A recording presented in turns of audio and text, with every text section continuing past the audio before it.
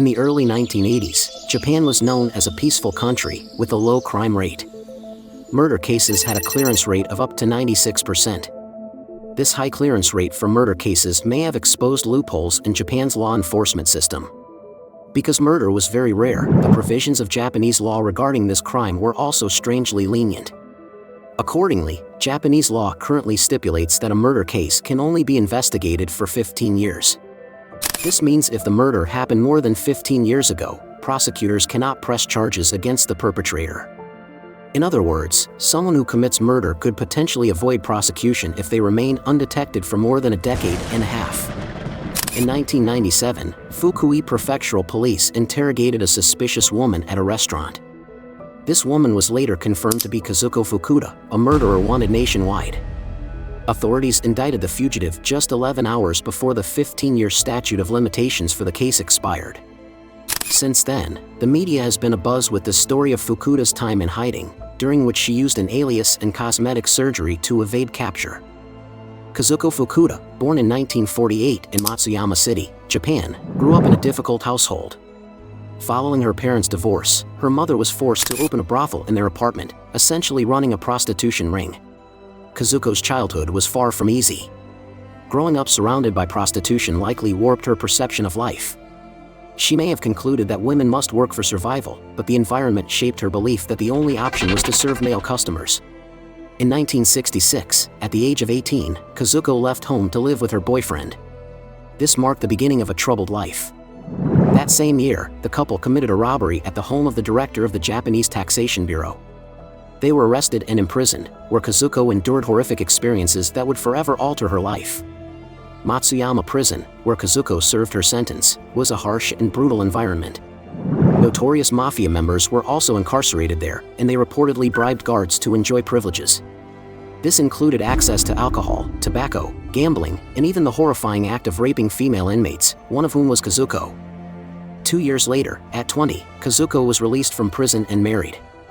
However, this marriage only lasted 5 years. Determined to leave her past behind, Kazuko sought a comfortable life in her second marriage. However, this comfortable life also led Kazuko to indulge in luxuries. She developed a taste for expensive drinks, gambling, and designer clothes. Consequently, she began to drown in debt, accumulating 2.5 million yen from credit companies and another 1 million yen owed to acquaintances. In today's terms, this equates to a total exceeding $30,000. In 1982, at 34 years old and with 4 children, Kazuko worked as a hostess at a pub in Matsuyama. Despite the high income the job provided, it wasn't enough to cover her debts. During work, due to jealousy of a flight attendant named Atsuko Yasuoka, 31 years old, Kazuko went to Yasuoka's house on August 19, 1982, and strangled her to death. Kazuko took cash and more than 300 objects, including furniture and bank books, worth about 9.5 million yen. Police determined that the motive for the crime was robbery to pay off debt. Fukuda's husband initially advised Kazuko to turn herself in, but she refused. Instead, she asked him to help bury Yasuoka's body in the mountains near Matsuyama. He followed her instructions blindly. Afterward, Kazuko moved the remaining stolen goods to her secret lover's apartment. Kazuko's plan is to pretend like the victim Yasuoka suddenly ran away from debt, sold all her belongings and disappeared into the night. However, Kazuko's plan is quickly revealed. When the police arrived, Kazuko was able to carry 600,000 yen and run away. Only her husband was imprisoned for helping to dispose of the body. Kazuko knew she couldn't run away forever and had no intention of hiding forever. However, for nearly 15 years, although the police have repeatedly found the whereabouts of the female murderer, they lost track of her in an instant because Kazuko used an unexpected hiding technique. After killing a female colleague to rob her, Kazuko Fukuda came up with a plan to pretend that the victim suddenly ran away from debt, sold all her belongings and disappeared into the night. However, this plot was quickly revealed, and when the police arrived, Kazuko was able to run away. As Kazuko's beauty faded with age, she initially found it difficult to return to her old job as a pub hostess. However, she eventually landed a job at a nightclub in Kanazawa City, Ishikawa Prefecture, roughly 620 kilometers from her hometown. 2 days later, Kazuko departed for Tokyo. At a Tokyo hospital, she underwent nose and eye plastic surgery to alter her appearance. This was the first of many surgeries Fukuda would undergo in the future. This was Kazuko's method of evading capture during her time as a fugitive. Throughout her time on the run, she accumulated a total of 7 different faces. Kazuko constantly changed her residence and workplace, making it difficult for the police to track her down. She further displayed her cunning with a variety of sophisticated techniques, such as traveling by bullet train to Osaka solely to make a phone call to her family. Fukuda was aware that the calls were monitored, but she deliberately made them to throw the police off her trail. This tactic contributed to the police's frustration in apprehending her. In September 1985, Kazuko moved in with her lover after meeting him at a nightclub in Kanazawa.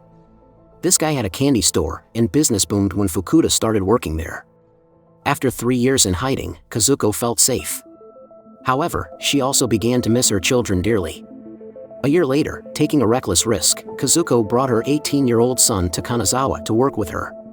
She lied to her lover's family, claiming he was her relative. The relationship with the candy store owner blossomed, and one day, he proposed to Kazuko. Though happy, she hesitated to accept, fearing her past would be exposed. By this time, Kazuko had become a nationwide fugitive, her face plastered on wanted posters. Her fear was justified when not long after, a relative of the candy store owner expressed doubts after seeing the wanted photo. This person told the police about their suspicions. However, when the authorities came looking for her on February 12, 1988, Kazuko was able to flee by bicycle to Nagoya, more than 200 kilometers from her old residence. In Nagoya, Kazuko worked at a hotel, but her co-workers quickly recognized her from the wanted posters. They advised her to surrender, but Kazuko refused. She didn't stay long, though. When the hotel owner requested fingerprints and photos for her records, she decided to flee Nagoya. In May 1988, she moved to Fukui and continued working as a hostess. According to Japanese law in effect at the time, the statute of limitations for prosecuting murder cases expired after 15 years. In 1996, with only 1 year left to investigate before the murder case expired, the investigation team grew increasingly impatient.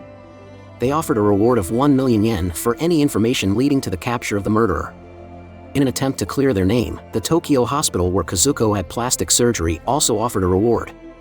Authorities also cooperated with telecommunications companies to issue prepaid phone cards with Kazuko's wanted photo printed on them.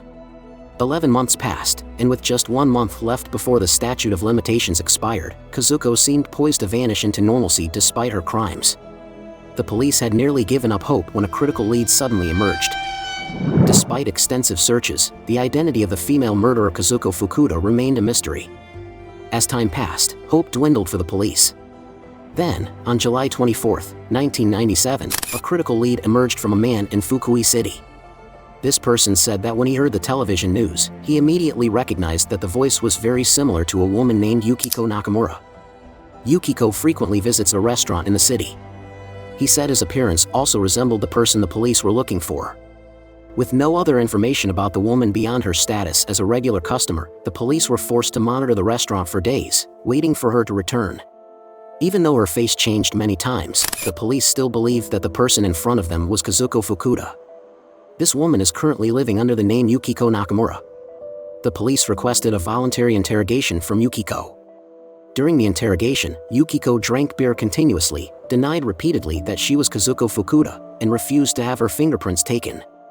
However, this did not hinder the police. They obtained fingerprints from the beer bottle the woman drank. The results, not beyond speculation, confirmed that she was Kazuko Fukuda. At 6:40 p.m. on July 29, just over 4 hours later, the female suspect was arrested. Presented with the police evidence, Kazuko admitted to the murder charge. The shocking case of the past was overturned, and for many days, Kazuko continuously appeared on the front pages of newspapers. However, the difficulties have not stopped. Prosecuting Kazuko is truly a race against time for investigators since the case's term ends on August 19, 1997.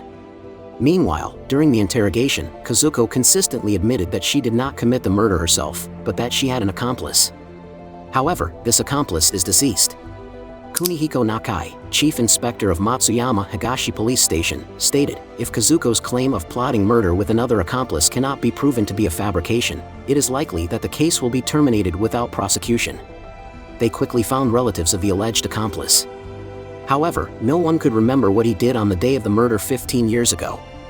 Luckily, they found this person's diary before his death. The diary states that he was in Tokyo at the time and there is no record of him being near the murder site.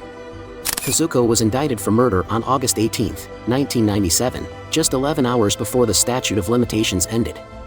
In May 1999, the Takamatsu District Court sentenced Kazuko to life imprisonment. In the first trial, the judge accepted the defense that the crime was not premeditated. However, the defendant did admit to robbery. On appeal, the defense argued for leniency, claiming that Kazuko's actions were driven by lesbian passion. However, the judge rejected this argument. While working at Wakayama Prison in February 2005, Kazuko suffered a stroke and later died at the hospital on March 10 at the age of 57.